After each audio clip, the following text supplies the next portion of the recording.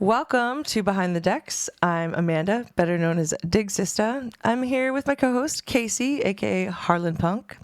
Behind the Decks is a show about the beats, the backstories, and the people who keep Alaska's dance floors alive. Each month, we sit down with DJs, producers, promoters, and anyone shaping the electronic music community. This is where we peel back the layers and listen to origin stories, studio secrets, and the moments that don't get posted on the socials. Today, we're joined by Alex, better known as ATL. So sit back and relax as we hear the story of his journey from the DJ to the manager's chair. So Alex, tell us your name and where you're from and how you would introduce yourself to someone like who's never heard any of your sets as a DJ. I'm Alex, yeah. So I'm Alex the Lion. Yeah, Alex the Lion. It was given to me by a child. Really? Yeah, no Interesting. joke. Yeah. Why? I'm curious. How did that come about? I'm pretty sure because of the movie Madagascar. Oh my gosh, Alex the Lion. Yeah, 100%. Ah, Yeah, interesting. Yeah. shout out to my boy Travis. I think it was one of his kids. No, Funny. he was a child. So a grown man watching Madagascar actually named me. He's got several kids now, so I think I just kind of Oh my gosh. wanted to put that together, but now. That's funny. I forgot that in Madagascar, the name was Alex the Lion. So you've had the same name the whole No. time, or have you had did you go by something else? I just went by my name, Alex Ede. Just Alex? For the longest time, it was Alex Ede. How did you stumble into electronic music? And like, when did you? I feel like when I met you, that was kind of when you were wanting to learn how to DJ. Like, I think we kind of started around the same time. Was there like something that like a singular moment or a particular thing that you were like, inspired you to be? I want to do that. I want to play music like that. It was definitely my neighbor. It was definitely Fred Teshy. Okay. Yeah. Pack the Planet. Best friend growing up, neighborhood kid. He got himself a pair of Stanton straight 80s at the time. And we were just kind of digging for music at the time.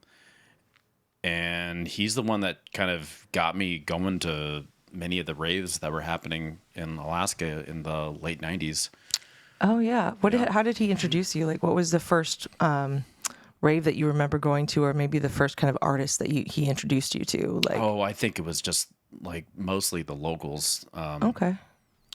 It was definitely one of the Kincaid Bunker shows at the time, and there was a couple different warehouses on King Street at the time. Ship Creek possibly as well. Yeah, I've been to so many different venues, scattered across the city, and yeah, it was pretty wild. Well, it sounds like all underground venues. It kind of was, yeah. Like, Sure. what? I can't remember. I'm trying to remember what kind of music you guys were playing back then. Oh, Like, what would you classify I it? know 100%. It's French house. Oh, yeah. Nice. Daft Punk, like the. Yeah, I mean, it was pretty much apparent that we both fell in love with that style of music very, very quickly.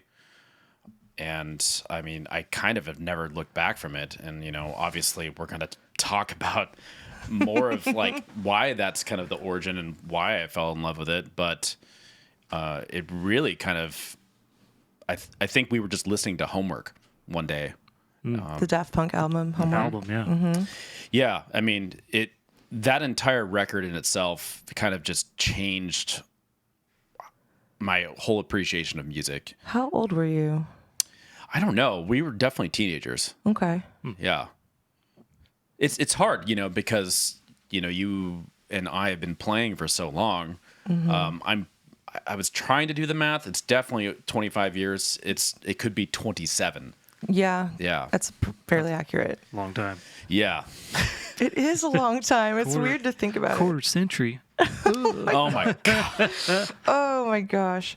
Yeah, I was trying to think when I had first met you and how we both kind of got into the scene, Well, I know how I met you. Do you want me to discuss it with you? Sure. Zach. I'm trying to remember. Oh, yeah. Okay.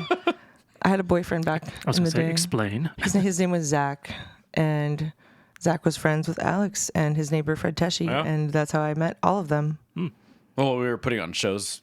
I was going to say, was it through a show or just Together. this is a... Yeah, no, I'm trying to think. I remember meeting you at like our friend Alex Mertz's house, and I bought some turntables off eBay. Yeah. And I didn't think you had turntables yet, but like Fred might have.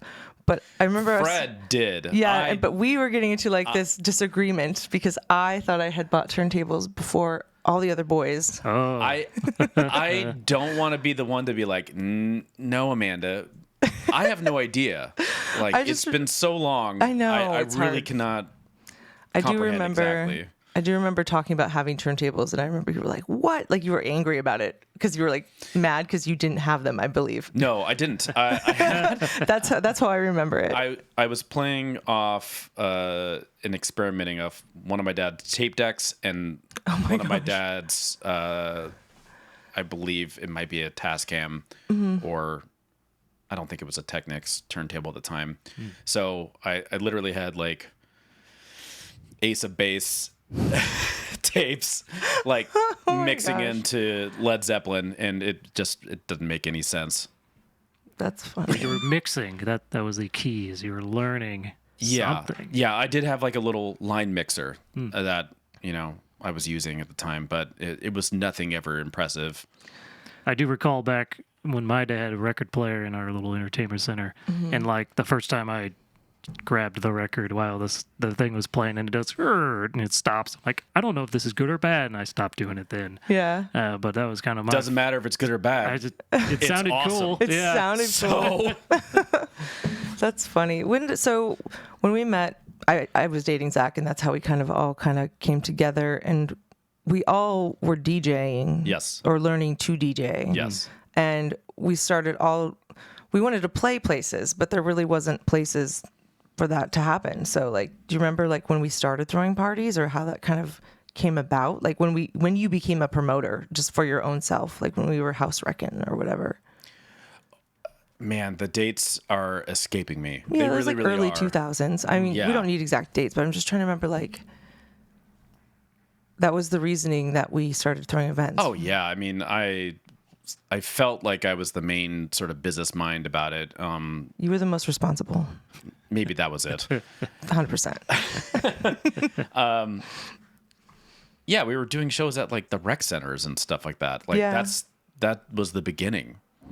You wouldn't think to have a rave at your local rec center, but no joke, like the Spinard Rec Center was popping. It was poppin'. Fairview Rec Center occasionally. Yeah, yeah. Any of those places that let us show up and play music.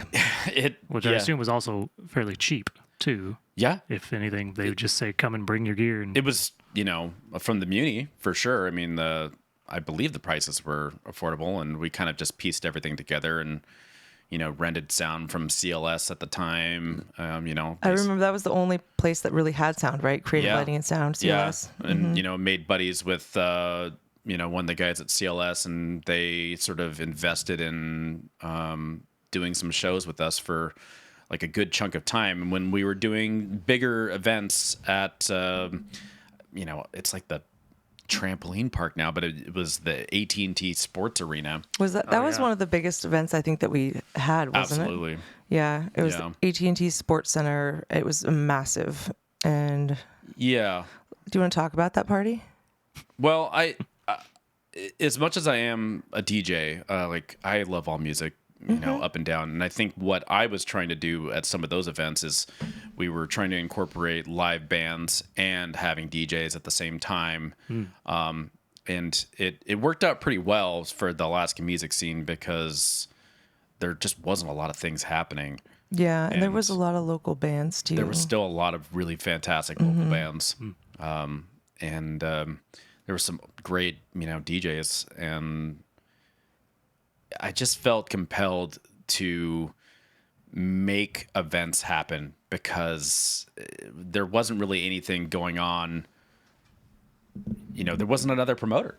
And I basically had to be the promoter and the DJ at the same time. And I never wanted to do something by myself. I always wanted to have multiple people, Yeah, it makes it more fun. putting in their inputs and, you know, strategizing on how we could make it all happen for Alaska, really. I mean, Because they kind of were done throwing parties at that point, or they'd taken a break, essentially. and that's how I really was inspired in the beginning. Like, I don't know, I don't want to use the word groupie for sure, but Oh, no, I was a groupie. yeah, but Steve Kessler, shout out Fuzzy Wuzzy. Steve Kessler, He's Duncan, Yep. you know, Dave Washburn, These guys, D-Dub, we looked up Tad to them. Forrest, and, All of them. and Washburn, yeah. That's really how it changed my entire trajectory in my life of like what excited me. You know, putting these parties on, you know, we basically did everything for them, you know, like anything that they wanted us to do. Like we needed, you know, we needed to string cables up. We needed to. Do you remember the green couch? The group that we brought up was Deep Sky. Yeah. And back then they were really popular. They're like late 90s, early 2000s. You can still look them up, Deep Sky. And they were like a live PA, and that was kind of the band, you know, DJ kind of crossover. But so they had their rider, and Oh yeah. one of the things that they wanted was a green couch. I don't remember that, but Like as part of their contract, Yes, they wanted a green couch in their green room. Guess who owned a green couch? Amanda. Yep, I did. I do remember that now. Yep, How did you get it over there? It wasn't a very big couch. It was Yeah, like okay. it was horrible. Like it was seafoam green. I think I got it set from a thrift store, and it was like the fabric was like not quite corduroy, but that awful texture that. But I never got the couch back, and I was okay with it because What happened to the couch? I got wrecked. I don't know. We had rented like some sort of trailer for them to be Was the green this room. the same couch that we then used to put people on the back of and tie it to the back of a truck and just sled them around? There's no comment. Yeah, we're not talking about that. No, It's Alaska stuff. it's Alaska stuff, man. But yeah, that was kind of one of those weird things where we did everything, like you were saying. Like we provided all the things they needed. We had to I mean, it was great that you were so much more handling the logistics. I've never been good at logistics, like as far as throwing parties. Like I'm good at people and I like to play music, but when it comes to being responsible and having to get like types of insurance and like book the venues and I do recall. Yeah. I'm still working. It's always a work in progress to be the master of logistics and planning and all of the things. Like a lot of this stuff goes over my head too, but you're good at it though. I try really hard. Yeah. I've known Alex for a long time. We have a lot of history, and he and I have been to lots of festivals together. And back in 2006, we traveled to Coachella, and our Daft Punk connection is so real because we were there in the Sahara tent for the iconic tour. Tell me your memories. That's amazing. I still want Michael Zipkin to give us the camcorder footage because, like when I try to tell people that I was there, some people, obviously, they're just like, that's amazing. But then some people are like, I don't believe you. They don't get it. Or it's just... And I'm like, we absolutely did.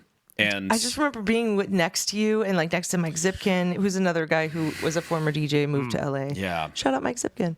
Yeah. We stayed with him and we were just like, I remember just the energy. I think I might have cried. I know you probably did because we were just so hype.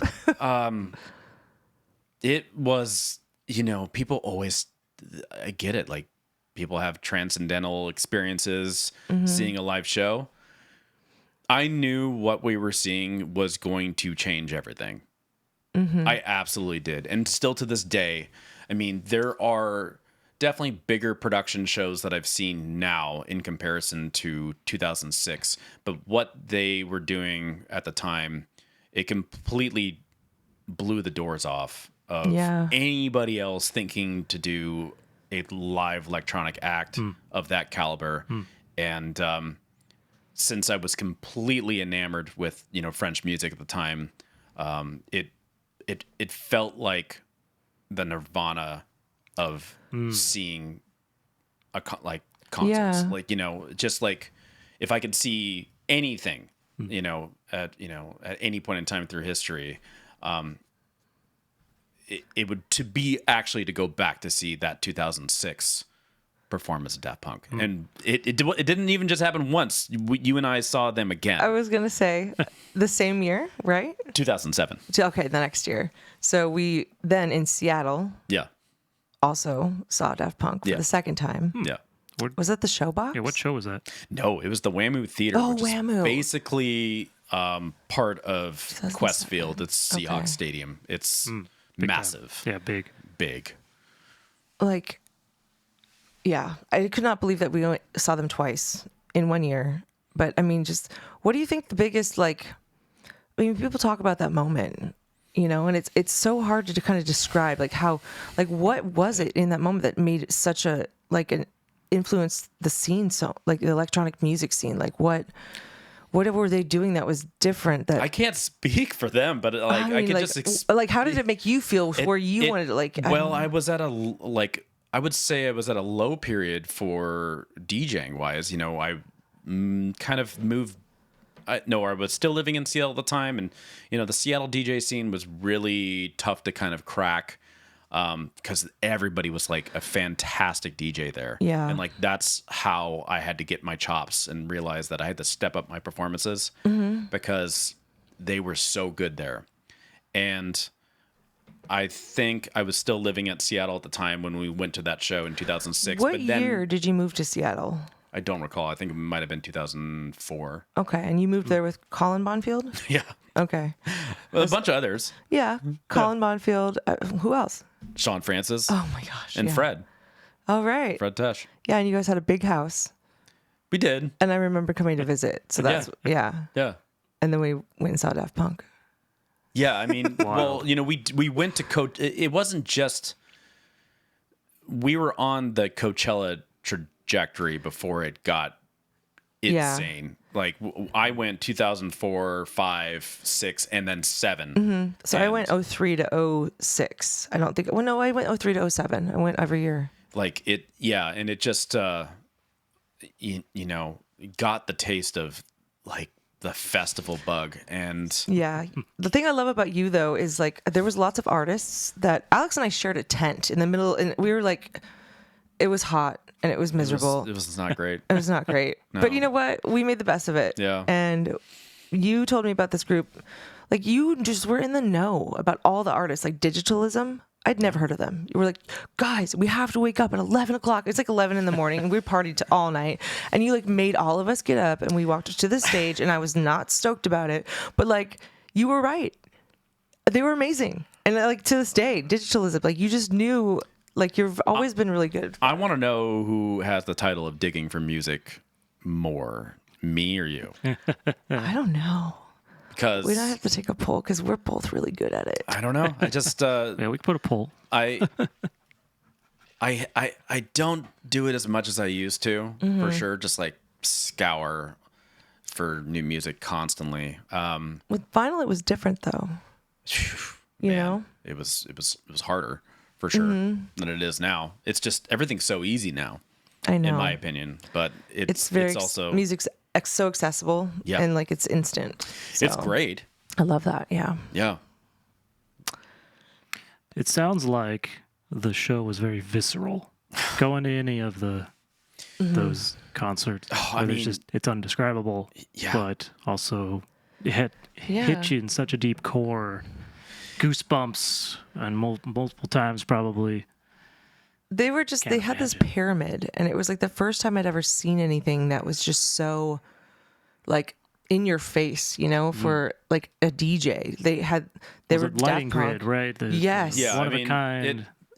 I can give you the exact rundown. I mean, it wasn't just it wasn't them just DJing. You know, they had 2 Moogs up on stage. They had everything all sequenced out. They were just going off on effects. Like I had people study all the things that it took to put on that performance and to Yeah. get them to back on tour in the first place to do something of that size is absolutely monumental. And I don't know, to sort of tie it back to my own experience, I knew that we were seeing something so incredibly unique that it was going to change electronic music forever. And you saw that at like literally the next year or two at like Dead Mouse and all these other big name acts at the time having these big elaborate stages and, having, some crazy persona or helmet or something like that. Like it really took off. I feel like this podcast is more or less talking about Daft Punk's origin story now, but no, but I mean, like, that's how you got into electronic music. That's how you kind of, Yeah. I love that. But it's hard to describe when you're in a moment where that moment is it's like this is really happening and this is going to be a big deal, and it's going to be a big deal, but you don't know why. You just feel that it's going to like change something somehow. It's just. But it wasn't just the setting and the stage performance. The actual music that they were playing themselves was just like a blend of all their hits and more. Yeah. They were putting elements of, tracks like, Face to Face, and then they were going into Revolution 909 or something like that. Like they were just layering bits and things on top of everything, and you did not expect that. I thought they were just going to play their tracks, but no, everything was done with such just precision, and The build. it was absolutely insane. And ever since then, I kind of just realized that I wanted to play and to mix in some sort of way that had like all those details and had all those layers. So I just tried to study on how to perfect the perfect mix for the longest time. And that show changed how I approached DJing for the rest of my life. So then maybe you can go into like what would describe your signature sound? Did you get to a point where pulling from what they did on stage to the kind of create what is now you? What is the ATL on stage? Yeah, it's kind of different. I think it was also just the entirety of that sort of music scene and that culture, like Ed Banger Records, but that was way more punk DIY. Busy P, like Yeah. I mean, yeah, I mean, it was way more just like leather jackets and kind of like smoking cigarettes, like Justice type vibes. And I wanted to recreate that here in Alaska, and that's kind of how mobile disco kind of came around. Because talk about mobile disco. What's that? well, we put on sort of like a monthly here in Anchorage for a few years, and Amanda was on the bill. My buddy Yohei, my buddy Andy, and I.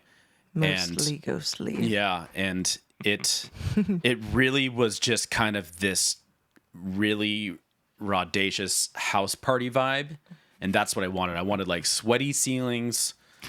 Low ceilings, low sweaty ceilings, and the floor just like feeling like it's gonna collapse, and it was just completely packed every time we did it. And like I definitely felt like that's when I hit my stride, and there was like a moment of it's not just about me, it's about like this entire vibe of this party.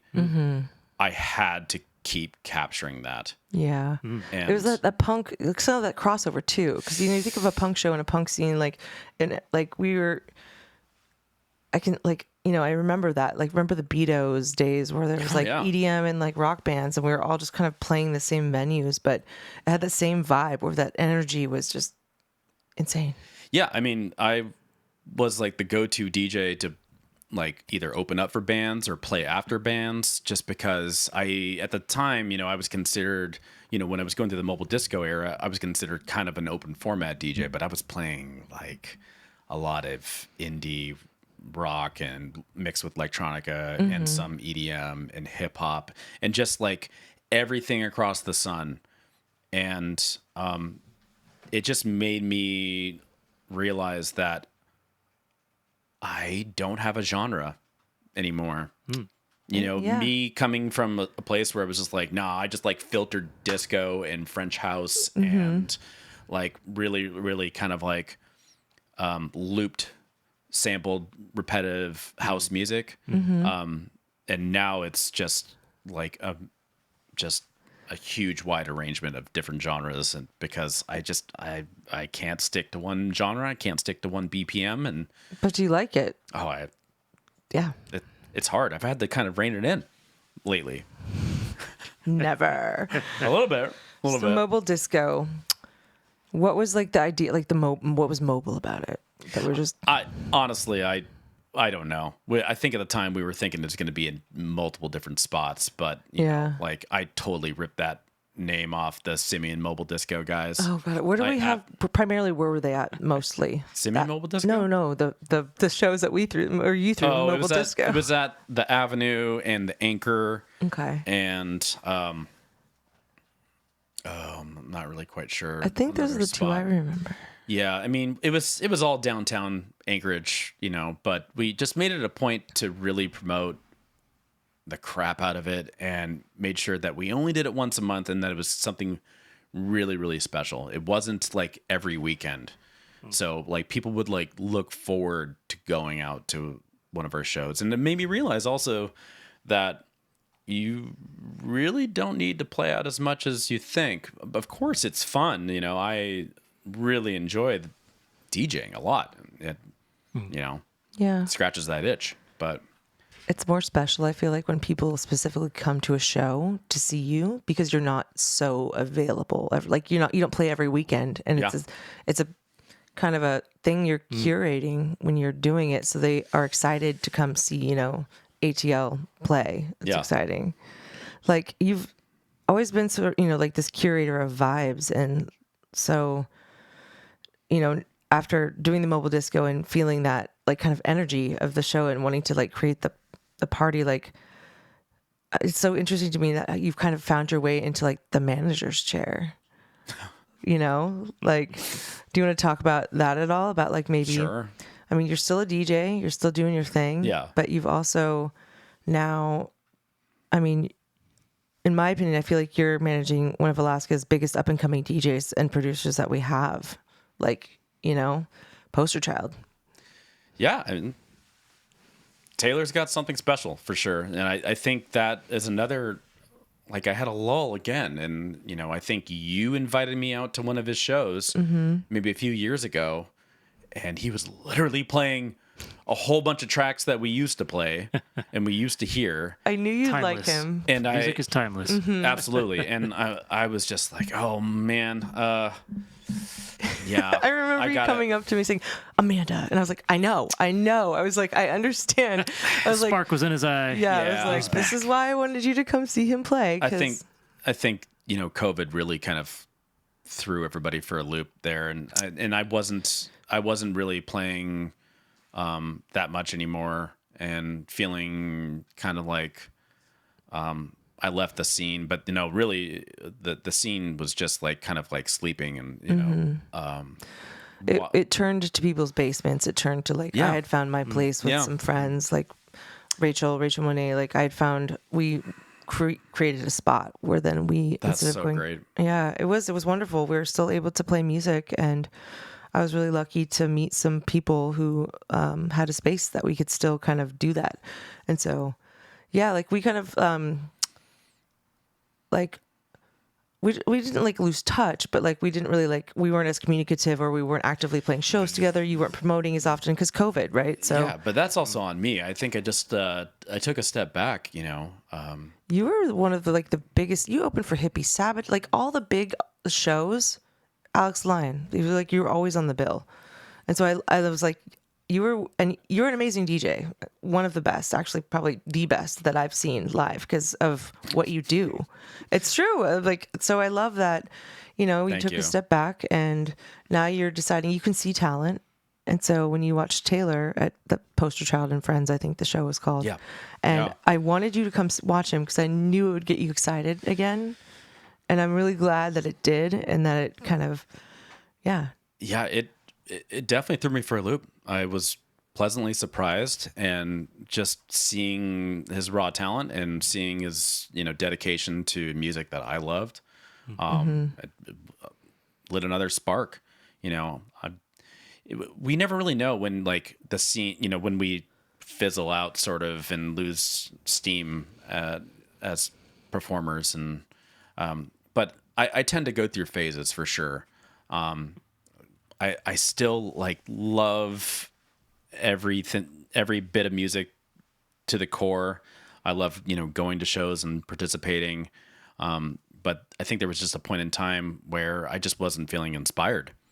And going to that show, I was like, man, I want to get back into DJing again. Yeah, I could see it in your eye. Like you just were so excited. I haven't seen you so excited about music like that in a long time. And so I was like, hey, let's go. Yeah. Yeah. Awesome. Thank you for that. You're welcome.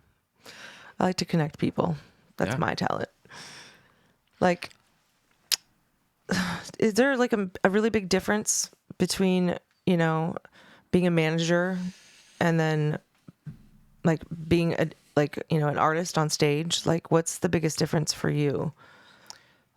Just along the lines of like, wearing both shoes, like being a I was going to say, how do you manage that? Because it's going to be like you are also a performer, but you're also an art. Yeah. I mean, it kind of is, because I see myself in him when I was younger, and I wish that someone would prop me up. Mentor.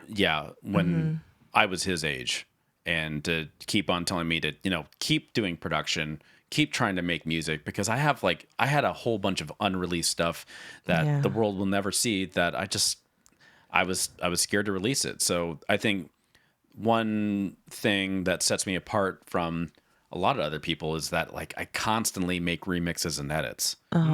Constantly. I always found like a passion in just tweaking an original track in some way or another to kind of keep things fresh. But when I met Taylor, a lot of his stuff was just all original stuff. And, it was one of the first artists that I met in Alaska that was actively pursuing production. Of course, there's been many, many other people that have come through, but like not in my circles that I knew. No, same. Yeah. So it was just really, really great to meet him. And I definitely saw loads of potential in him, and also the potential for the scene and myself in general. So I think it just kind of came naturally for me to be his manager. It was not a forced thing. I wasn't necessarily like, hey, I should do this for you. I think it just, just from me keeping to like the support up and encouraging him to meet all these different artists, and it just happened organically. Yeah, I do remember that, because I was like, I think he'd asked me, like, I think I'm going to ask Alex to be my manager. And I was like, that's a great idea. And I was like, Alex would be an amazing manager. And so it was just funny, because I think he sees you as a mentor, and you have a lot of connections, being in the scene as long as we have been. You meet a lot of people, you have avenues maybe that he's unfamiliar with. And I think that's great that you're able to help him. Yeah. And I also managed bands before, and I guess deep down inside, like I said, I love all music. So what do you look for when you want to, like, maybe something that is doesn't really define like a specific genre? A few, like, I only managed a few bands, but there was definitely this one band that I could not put like a label on them whatsoever. And it was so exciting, and I knew that I had to at least just encourage them to take the next step to kind of get themselves out there. Of course it didn't work out, but these are the things that I kind of look for in artists. Obviously their passion in what they're doing, but something that is just like uniquely different than the rest of the field. That's what I kind of look for. I mean, Taylor's sound is not necessarily the sound that, I like to play, and go for. There are definitely some overlapping tracks, but his sound is like uniquely him. And in order in order to cultivate that even more, just like you got to keep encouraging that sort of like creativity from these individuals that you kind of look up to in a way. Because I look up to him, and I'm glad that he has allowed an old man like me to just sort of take the reins of You're not old. part of his career. No, I do like that you give him really good advice, and I could see it from like an outside perspective, and I think that's really kind of special. Yeah. How do you balance like the creative decision making versus the reality of business making decisions and stuff like that? I mean, we're still trying to figure that out. It's just a challenge. Yeah, I think there's two kind of key aspects that we have discussed, and I think is generally a good framework. You either do it for the love of the culture, and you know that you're going to take this gig on or this project on that is just going to keep pursuing that forward, or you do it for some ridiculous amount of money, and it's hard sometimes to kind of be like, well, I am a producer and I make my own music and do all these things, but these people having this wedding just offered me like $5,000 to DJ their wedding. Like, you gonna say no to that? I would. I mean, and you would? Yeah. I know.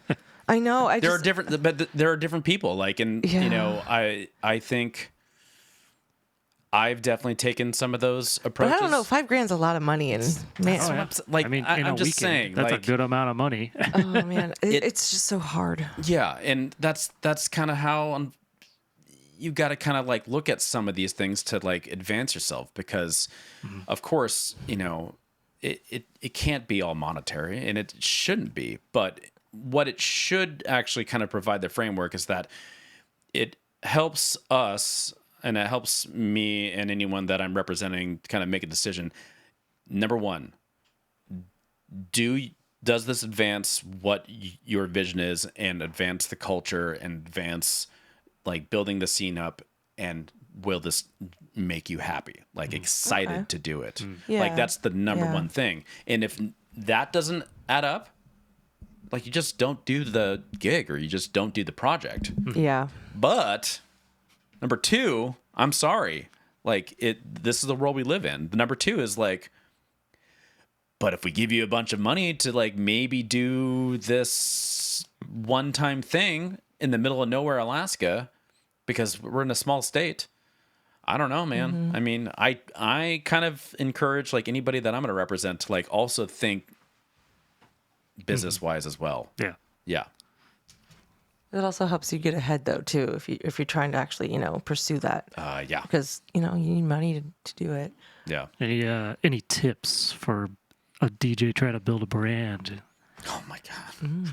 I'm sure you've got a To bunch. build a brand, I'm still like, to this day, I'm still trying to figure that out. I mean, Amanda can even contest that. Like, I had a hard time building my brand. I literally just let the shows that I was doing speak for themselves. Like The word of mouth from other people. Yeah, putting on the mobile disco shows, or when I, would open up for Ghostland Observatory, like these big names, and it's hard. I'm not the best at social media and getting that branding out there, but what I will say is like that I think finding something that is uniquely yourself and uniquely the sound that you want to cultivate, and just the message that you want to get out.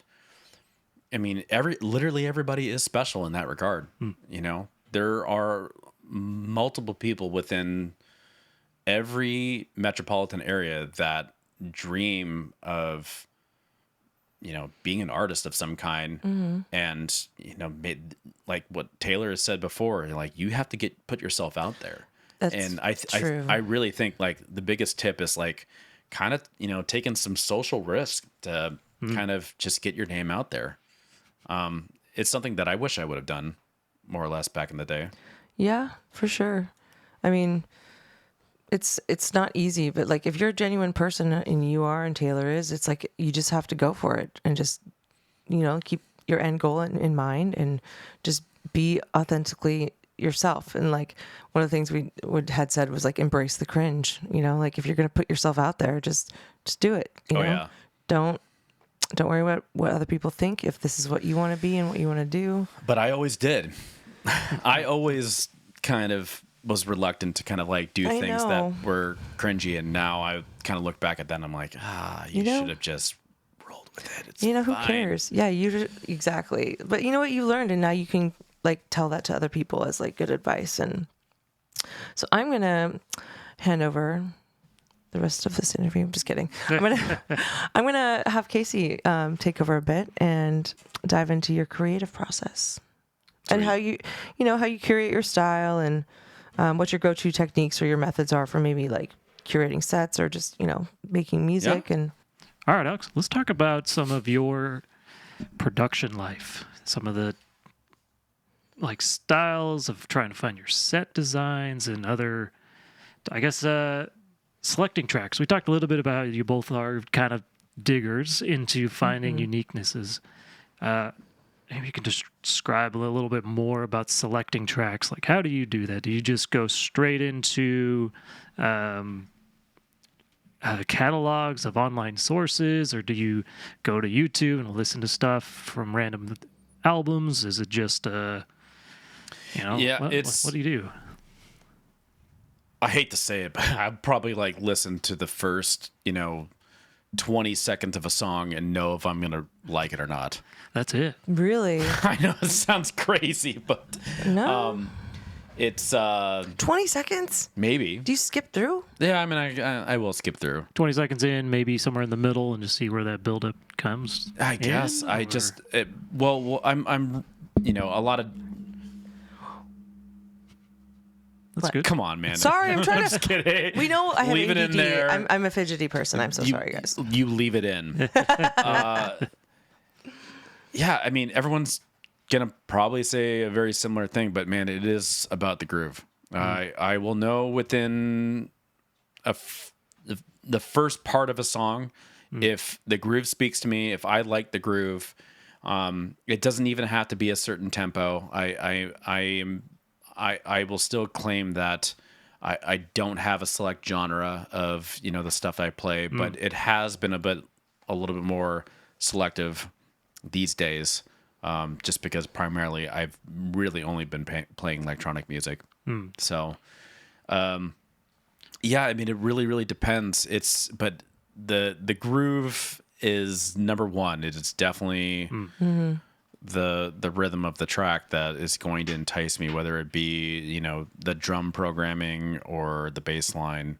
It is the first thing that catches my eye when I hear music of any kind. I mean, I think that's why I gravitated towards looped French house and stuff like that in the beginning, because they had a knack for finding a groove within a 2-bar loop. And if you know anything about history, I mean, what did James Brown do? And he was like, no, he told the band that like, no, stick with playing, just play that on repeat, just keep doing that.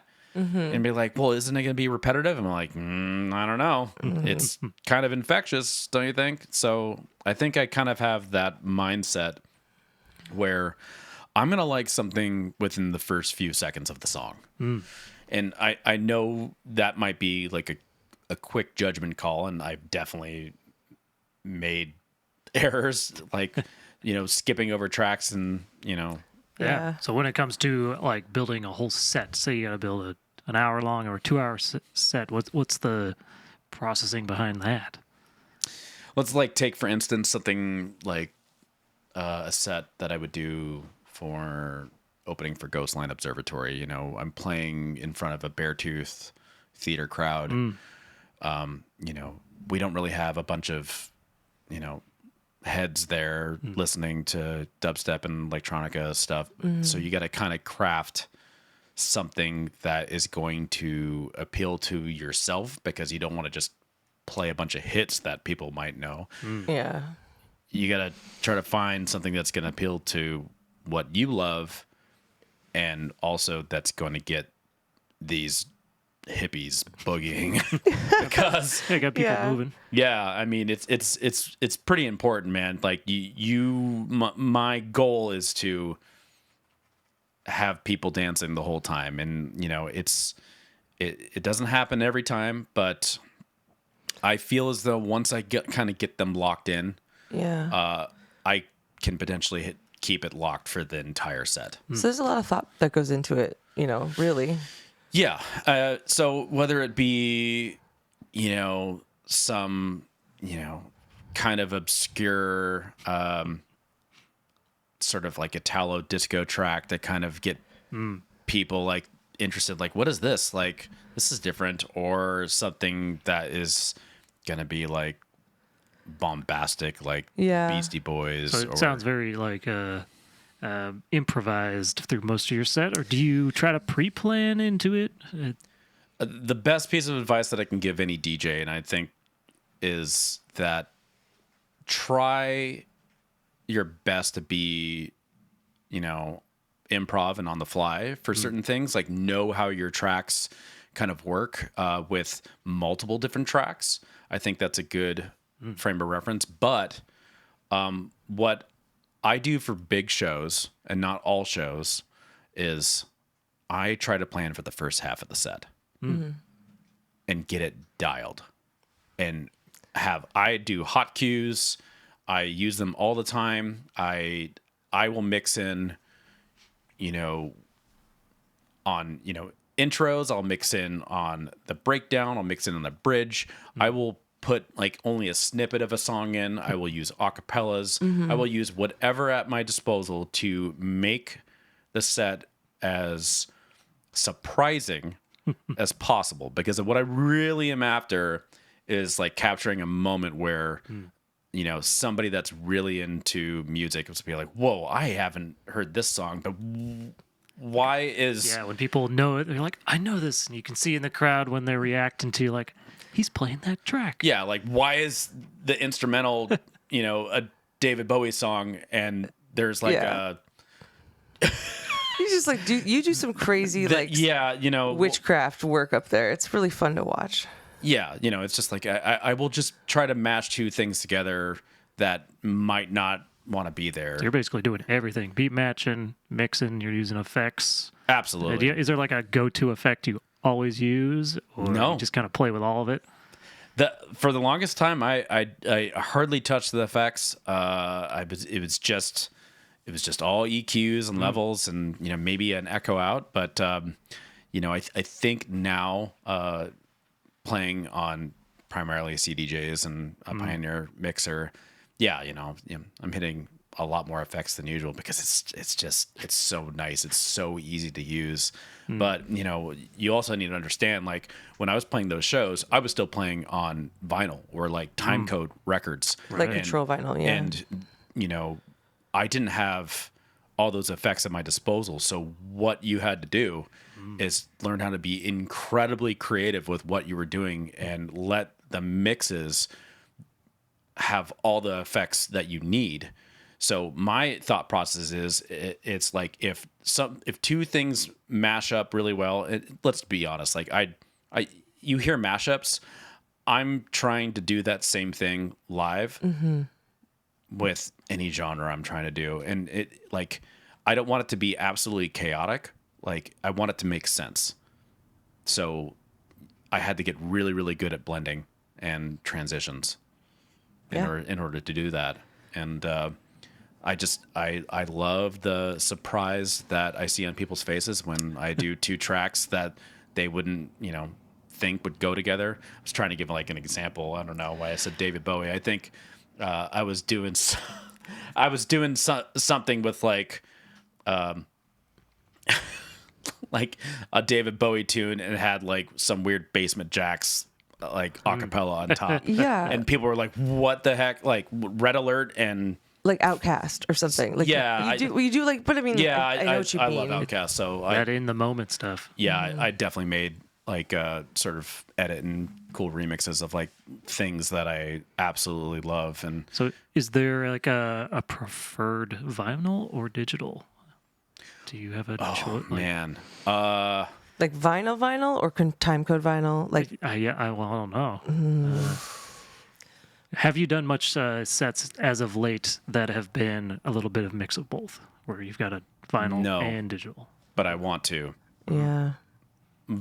Vinyl and just the size of a 12-inch platter will speak to me any day over a non-moving CDJ. Unfortunately, I feel as though when I touch the platter of a CDJ 3000, I cue with my hands, and that is something that I don't see a lot of people use anymore, and it makes sense. Like I don't always cue with my hands for a CDJ. Like it's so easy just to hit the cue and then tap it in.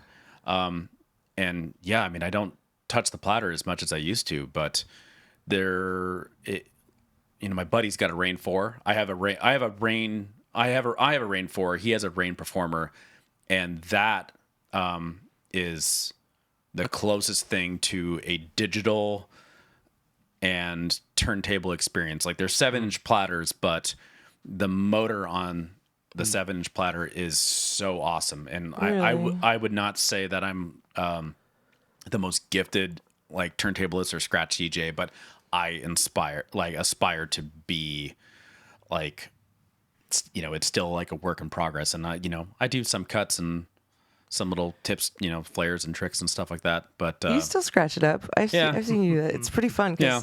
I mean, I know how shout out to my other, DJs in town that are incredibly good turntablists. There's so many of them. Yeah.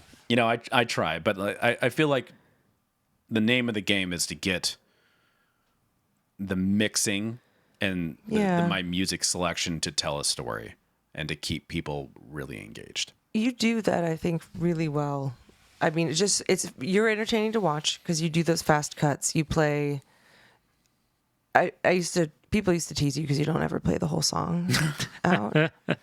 Because he's quick. He's so you're very entertaining. You're very high energy, and that's part of the experience. I think. I've been reining it in though. I told you I've been reining it in to. You don't have to play. No, I have decided that,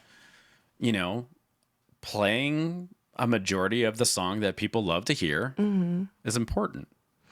True. In a way. So I feel as though what I'm doing now is just keeping my mixes a lot longer and having just everything just stacked on top of another and not having my mixes so quick and learning how to blend, 2 tracks that are creating like a really exciting moment. It's like a good vibe. Well, thanks for all that insight. Yeah. A lot of good knowledge and what differs between the digital world and the vinyl and just the techniques behind. It's awesome. To your question, Casey, I mean, if I know Rain makes the Rain 12. I've never played on one. I mean, if I had 4, I don't know why. A dream setup. For yeah, sure. if I had 4 Rain 12s, that would be so much fun to try. I am not like James Hype. I'm not going to be super proficient at playing on 4 decks, but if there's 4 decks up there, I'm going to use every deck. Yeah, no, absolutely. Yeah. So I love this community. I love that we are still friends and that we are like. It's been a long time. It has been a long time, and we are still doing what we both absolutely love. And everybody in the community is important, not just the DJ. Yeah. Like the dancers, the people that come to the parties, like the the promoters, the people behind the scenes, the ones who show up constantly, the flow artists, the people that are just involved and that are there for the experience and they want to share it. I mean, what's your take on this? In our current, I used to get nervous because our scene would flux. It would ebb and flow. It would build and die. And I always found that when the scene would kind of die was when we had, not enough dancers, not enough participants, and maybe too many stacked on one side. Like, how can we? I think, you and I were discussing this at one point, and with technology now and the amount of people interested in electronic music, it is completely natural for them to want to possibly get into playing. And honestly, the more DJs, the merrier. I think it's great, but also, like, as you were saying, we need, for a culture and a scene to grow and continue to grow, we need participants of all kinds. So all different types of performers, DJs showing up to shows they're not necessarily playing at, Oh, and I'm so guilty, of not going to every show. You are guilty. It's fine. I'm kidding. I'm kidding. I don't do that. And if I could, I would. Yeah. But like, we have our lives. Everybody has, like, families and their careers and things that are happening. And if I can be a part of something that's not always just about me performing at, certain nights, like whether it be management or promoting our events or other people's events, or just, encouraging others to kind of get out there and go to different shows. It's important to show up for each other. Yeah. And we know? I think, as our community being really, really small, like the dancers that are in front of us when we're behind the decks they're almost number one, if we have to really, really gauge it, because, like, we're there for them, Yep. and they're there for us. Like, it is a symbiotic sort of, like, relationship, and it's almost all hands on deck. We need people that are sound technicians like you, Casey. We need people that are incredible promoters like Showdown and Electric AK. And, it's paramount for, like, keeping the scene afloat and keeping these things alive. And, I'm more hyped up than ever to, try to kind of get back in the saddle and, do these things again. It's not just, managing one artist. It's managing and curating the entire scene and electronic music scene that we have here in Alaska. Like, because we are incredibly unique.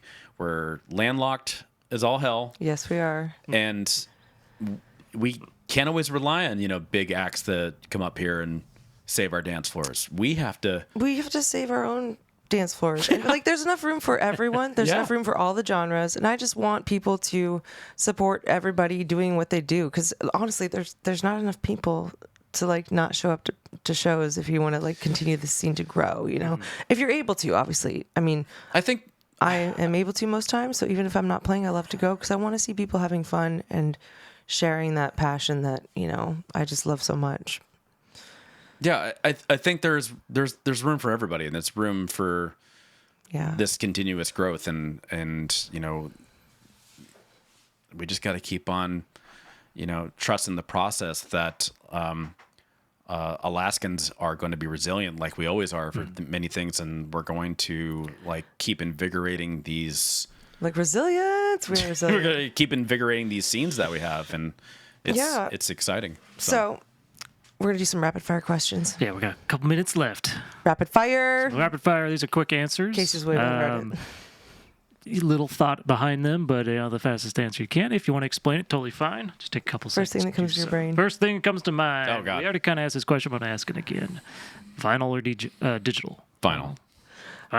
Okay, favorite track to close a set? Oh, I'm just going to go with the Outkast Bombs Over Baghdad. Solid. Oh, it's a great track. One track you never play but love. One track that I never play but love. Oh, I don't know. Probably like Donna Summer, I Feel Love. Like, I love it. That's awesome. But I never play it. She works hard for the money. Donna Summer. That's a great one. Yeah. What's your favorite venue, like, and why? Like, currently?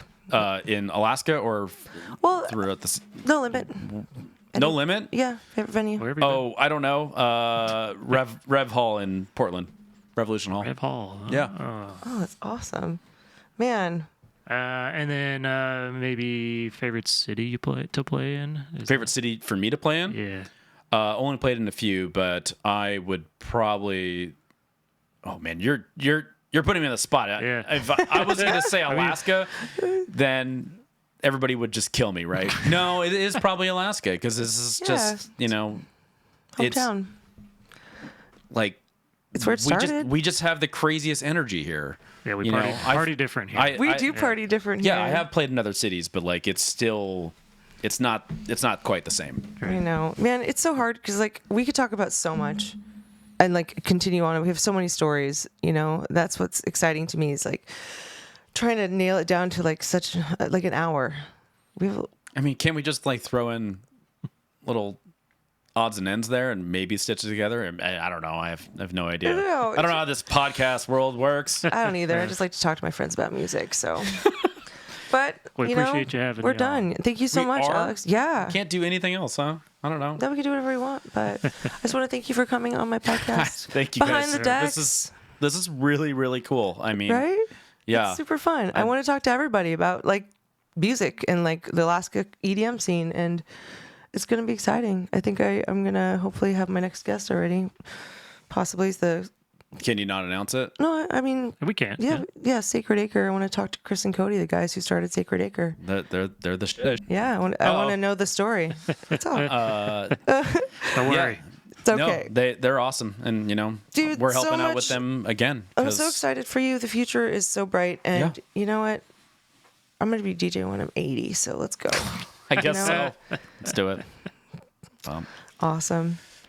All right. Well, where can people find you next that you're playing? Or, if you have any plugs, do you have like socials or anything like that? Yeah, Alex the Line 907 on Instagram. I guess that's SoundCloud, do you post mixes? yeah, Alex the Line 907 as well on SoundCloud. One of my favorite mixes of all time. Cool. We'll have links below. Yeah, and I don't know, events going through the Wizwas. I mean, Sacred Acre, and then Yeah. Alpenglow this weekend, and Camp I'll out see you this there. weekend. Yeah, camp except out. by the time this comes out, it will already be past. Damn it. But that's Yes. okay. But, That's all right. Well, thank you very much, Alex. Thank this you, has been really fun. Amanda and Casey. Yeah, You're very welcome. Thanks Yeah. for being here. yeah. Thanks, guys. See you on the dance floor. See you next time.